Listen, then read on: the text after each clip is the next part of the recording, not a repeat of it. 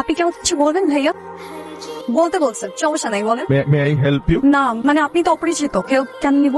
আমি তো লোকাল বাসের কোনো অপরিচিত যাত্রী না, আমার দেওয়া কোনো খাবার খাওয়া যাবে না, হেল্প নেওয়া যাবে না। আমি ইউনিভার্সিটির স্টুডেন্ট। আমি স্যারের সাথে কথা বললাম, স্যার বলবো 1 টাকা বাকি রাখলেও হবে না। তাহলে আমি এখন কি করব? ভার্সিটি অ্যাডমিশনের জন্য টাকা লাগবে। আমি কি কোনো হেল্প করতে পারি? আপনি কেন হেল্প করবেন? ওই যে বললাম লোকাল বাসের কোনো অপরিচিত যাত্রী নয়। ওকে, কিন্তু টাকাটা ব্যাক দিতে হবে কবে? যেদিন পারবে সেদিন।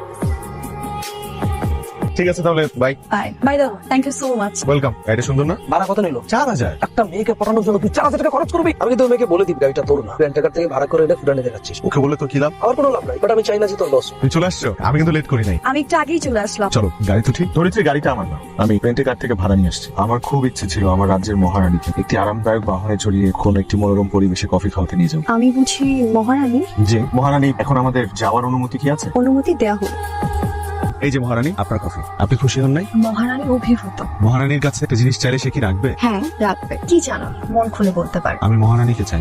মানে আই লাভ ইউ। প্রেমে পড়ে গেছে তোমার। এই জন্য কি আয়োজন? আমাকে তোমার পছন্দ?